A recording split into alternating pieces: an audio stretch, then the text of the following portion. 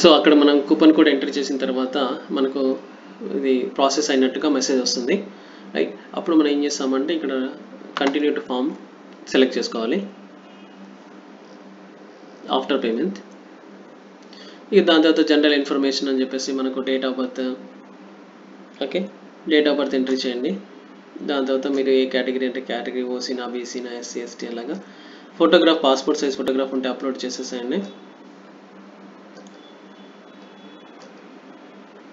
దాని తర్వాత మనకి ఏంటంటే అడ్రస్ వచ్చేసి మనకు డోర్ నెంబర్తో సహా రాయండి, డోర్ నెంబర్ నుంచి పిన్ కోడ్ వరకు.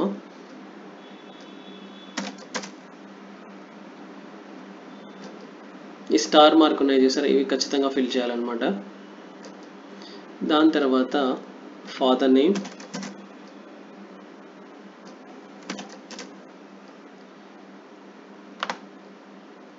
ఫాదర్ ఫోన్ నెంబర్ అంటే మామూలు మనం ఫస్ట్ రిజిస్టర్డ్ అప్పుడు ఇచ్చినాము చూసారా, ఆ నెంబర్ కాకుండా వేరే నెంబర్ ఇవ్వాలన్నమాట ఇక్కడ. దాని తర్వాత మదర్ నేమ్,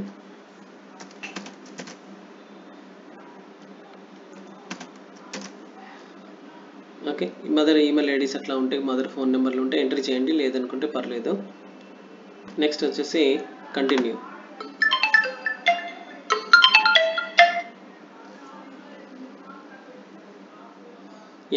ఇప్పుడు నెక్స్ట్ వచ్చేసి మామూలుగా మనకు 10% ఎంత ఉంటుంది చూసారా, 10% ఎంత ఉందో అక్కడ ఎంట్రీ చేయండి. దాని తర్వాత ఏ ఇయర్లో మనం పాస్ అవుట్ అయ్యాం 10th అనేది ఇక్కడ కావాలి మనకు. దాని తర్వాత 10th డాక్యుమెంట్ అంటే 10th మార్క్ షీట్ ఉంటుంది కదా, అది అప్లోడ్ చేయాలి ఇక్కడ, రైట్.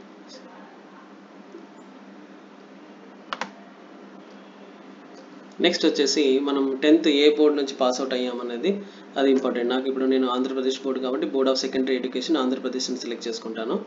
అలాగనే మీరు ఏ బోర్డు అయితే ఆ బోర్డు, సిబిఎస్ఈనా లేదంటే ఇంటర్మీడియట్ తెలంగాణ బోర్డు అనేది అక్కడ సెలెక్ట్ చేసుకోండి. ఇక్కడ 10th hall ticket number, okay, 10th hall ticket number ఇక్కడ ఎంట్రీ చేసేసేయండి.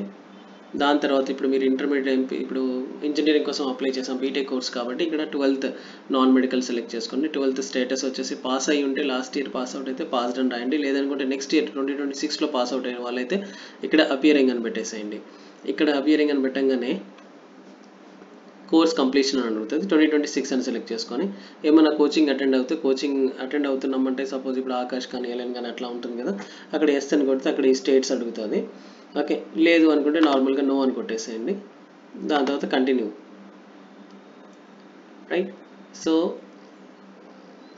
ఇప్పుడు వచ్చేసి మనకి ఎగ్జామ్లో ఎట్లా ఉంటుంది చూడండి, మ్యాథ్స్, ఫిజిక్స్, కెమిస్ట్రీ, లేదు మ్యాథ్స్ బయాలజీ స్టూడెంట్స్ అంటే బయాలజీ కానీ ఇంగ్లీష్ కానీ ఉంటుంది, ఓకే. సో ప్రతి దాంట్లో కూడా 25 బిట్స్ ఉంటాయన్నమాట ప్రతి సబ్జెక్ట్లో నుంచి. అంటే ఇక్కడ మ్యాథ్స్ వాళ్ళు ఏంటంటే ఎంపీసీ వాళ్ళు మ్యాథ్స్ సెలెక్ట్ చేసుకుంటారు, బైపీసీ వాళ్ళు బయాలజీ సెలెక్ట్ చేసుకుంటారు అనమాట. ప్రతి బిట్ వచ్చేసి 4 మార్క్స్కి ఉంటుంది. సో 25 × 4 అంటే 100 మార్క్స్కి ఒక సబ్జెక్ట్ ఉంటుంది అనమాట. దీంట్లో మనం 4 సబ్జెక్టులు రాస్తాం కాబట్టి 400 మార్క్స్కి ఎగ్జామ్ ఉంటుంది. 150 minutes అంటే 2.5 hours ఎగ్జామ్ ఉంటుంది. దీంట్లో ఒకటి ఏంటంటే నెగిటివ్ మార్కింగ్ ఏమి ఉండదు.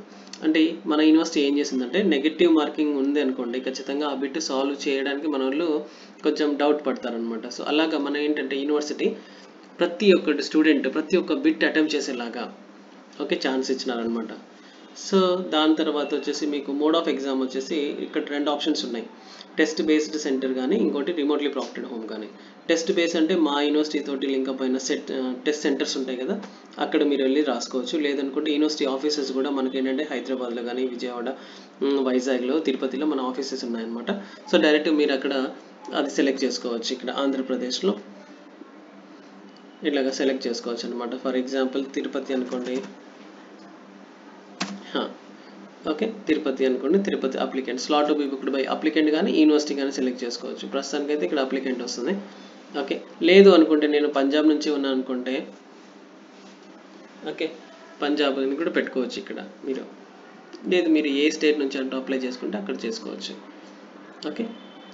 సో దాని తర్వాత సబ్మిట్ చేసేసారు అనుకోండి, సబ్మిట్ చేసేస్తే దాని తర్వాత మనకు హాల్ టికెట్ అనేది వస్తుంది డాష్ బోర్డ్లో, ఓకే, రైట్.